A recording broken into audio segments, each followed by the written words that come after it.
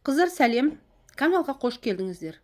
Бүгін мен мясо по-французски, француздарша етті бір ерекше, сондай бір духовкеге пісірілетін өте дәмді тағамды жасадым. Міне мынандай. Енді мясо по-французски деп айтады, енді француздар жасай ма жасамай ма білмеймін. Ол үшін мінекей сиырдың еті менде, оны былай қылып жапырақ етіп турадым, талшықтарынан турадым да, қысқартып турадым талшықтарын. Содан кейін құйрық май қостым, кішкене сочный болсын деп. Картоп, пияз, чеснок, помидор, майонез керек, сыр керек кішкене. Одан кейін сұйық май керек, және мынау тұз, бұрыш, шашлықтың приправасы керек. Қазір ең бірінші етімізді мынандай қылып балғамен ұрып аламыз. Балғаның мынандай кедір бұдыр жағымен, міне мынандай кедір бұдыр жағымен ұрып аламыз. Ұрып, ет талшықтарын жұмсақ етіп жұмсартып аламыз. Прямо жалпақ болғанға дейін екі жағында осылай кедір бұдыр жағымен ұрып аламыз. Әбден жұмсартып еттің талшықтарын. Одан кейін барлық еттерді қойып, оны тұздап бұрыштаймыз. Бағана айттым ғой, тұз, бұрыш и шашлықтың приправасы бар мында.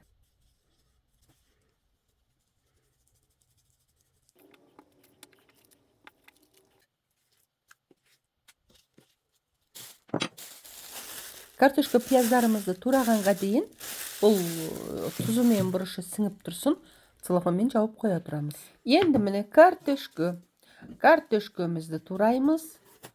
Әдеттегіндей тураймыз. Картошканы жарық еткенде қалай тураймыз? Міне тура осындай етіп.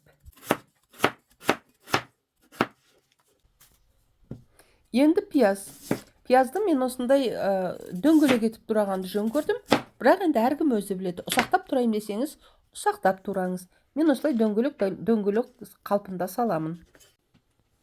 Чеснокты да бірінші осы неге ұсақтап тураймын. Майонезге ұсақтап турап майонезге саламын. Төбесінен бір қойып, ұсатып аламын дағы, ұсақтап тураймын.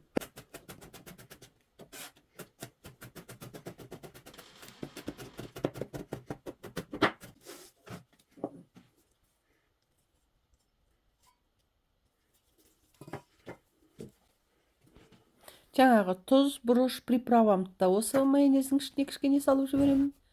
Көп емес, аз ғана саламын. Өйткені картошканың үстіне де себемін қазір. Дөңгелек етіп помидорымызды тураймыз.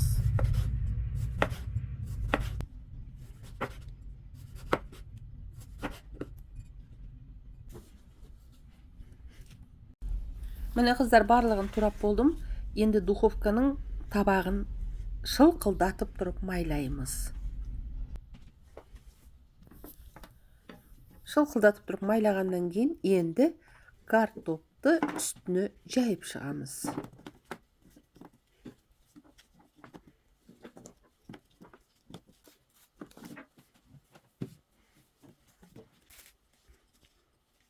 Жаңағы тұз, бұрыш, приправамды септім үстінен. Майонезді жағып шықтым. Қалың емес, жұп-жұқа етіп.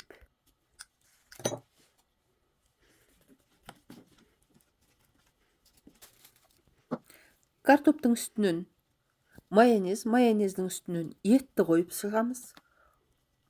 Тура осылай етіп.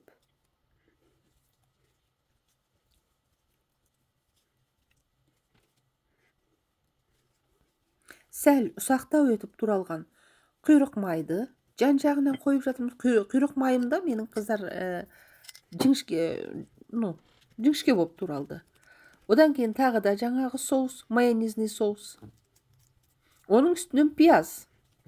Қыздар, арнаға жазылып, кішкентай ғана қоңыраушаны баса кетуді ұмытпаңыздар, иә?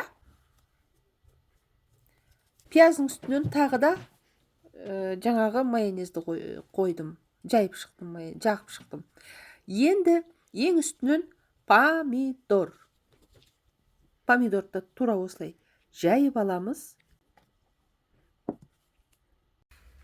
180 немесе 200 градуста ысып тұрған пешке апарып духовкаға салатын боламыз. Әркімнің духовкасы әртүрлі. Мен 200 градусқа қойдым. Енді сырды теркадан өткіземіз. Мен осындай теркадан өткізгенді жөн көрдім. Енді әркім өз ұнатқан теркасынан өткізеді. Тура мынандай болып шықты сыр. Қыздар, жаңағы духовкада тура 1 сағаттың ішінде пісіп шығады. Мінекей, 1 сағат өтті. Менің мясо по-французски тағамым дайын. Енді оның үстіне жаңағы теркадан өткізген сырды сеуіп шығамыз дағы, қайтадан ары кеткенде 3-4 минутқа духовкаға қоямыз. Тамағымыз дайын, қыздар. Әйбәттәп тұрып, оформлениесімен жақсылап қонағыңыздың алдына қойсаңыз, тамсанып жейтіні анық. Қыздар, сіздерге бақыт тілеймін. Бастарыңыз аман, дендеріңіз сау болсын, астарыңыз дәмді болсын.